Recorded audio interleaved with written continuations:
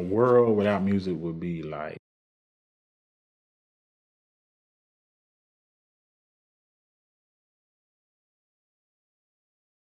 just like that. That's what to me. That's what a world without music would be. Because I'm so musical, and it's something I use for everything. It's like complete silence. I am persuaded to trust in Jesus. Yeah, yeah, say. I am persuaded. I'm persuaded to trust the one who made the day. I got my start at Ambassador Cathedral. At that time, my pastor was Bishop F.D. Patterson, and my minister of music was David Allen. And so I started playing the piano there. I was about 14 or 15 years old. And every year, David Allen would do a workshop called IGF Workshop. He brought a lot of musicians and singers in, producers. So I had a chance to mingle with people the likes of Darryl Coley, John Key, Donald Lawrence, Chris Gray, and just to name a few. So I had a chance to mingle with them,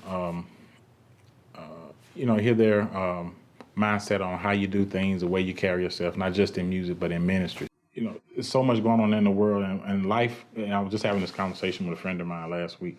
Life is constantly moving. It don't stop. No matter what's going on with you, it keeps moving. The truth is, if something happens and I pass away today, tomorrow, I have people that's going to be crying, they're going to be sad, but in a couple of days, they're going to go back to work. They still got bills they got to pay. They got kids they have to raise, you know what I'm saying? So it's nothing stops. So to me, as a believer, I believe that in life, you're either going through a storm or you're coming out of a storm. I mean, everything is in seasons. Life is, for us, we have autumn, we got fall, we got spring, we got summer. They're constant like every year. So to dwell on, I'm aggravated in this particular season and not understand that the season has to change. Like I believe that I can't always be in lack. At some point, I'm gonna have everything I need, and it may switch and I go back, but it's gotta change. So to me, I can't dwell on, I don't think it's fair as a believer to dwell on what you're dealing with and not allow yourself to be able to encourage somebody else. I just think it's unfair to the life God has given. What about my health? What about my wealth? What people saying if he's gonna make a way? I ain't worried cause of Come on, what about my kids? What about my friends? What about today? And yesterday? The enemy and what he tried to do to me, say I ain't worried cause of. Even when I write music or write lyrics to music or whatever, it's centered around something that's going on at that time. And so I put lyrics to what's happening, and so I may have been playing these chords for years, but they didn't have lyrics to it. It's just music.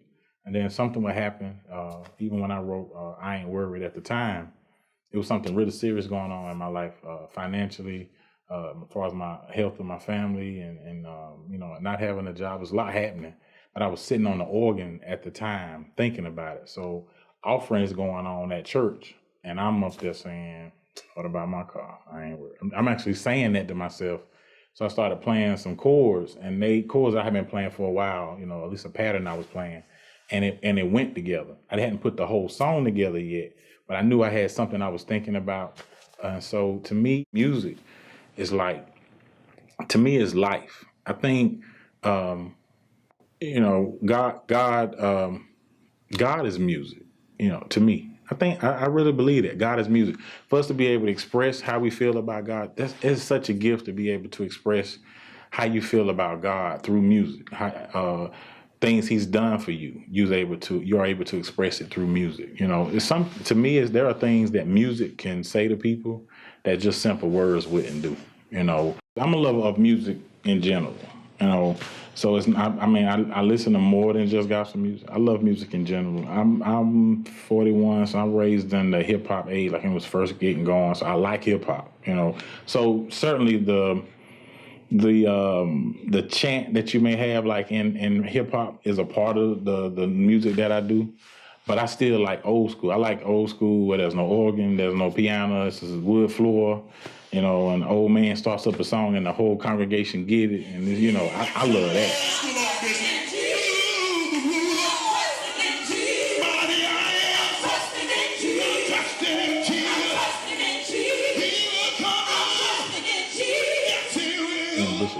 Williams, we were talking, and he had music he wanted to do, and we actually decided to come and work together. We call it a Greater Works Project.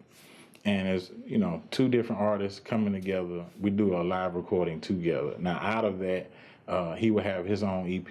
I would have my own EP. The only challenge I have right now, not a challenge, I'm working really hard because I'm producing my album and I'm producing his all at the same time. And so I think what you can expect, the different styles of music, this is probably, I would say, to me, out of the 3 albums, this will be my 3rd album.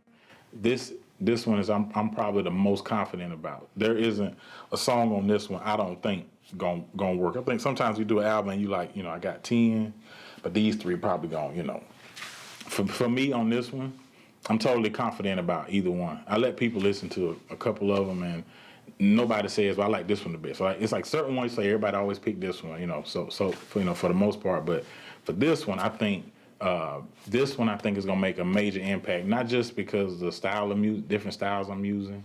I think it's going to make an impact because of the lyrical content we use. I think the musicians we used this year were phenomenal. The singers were great.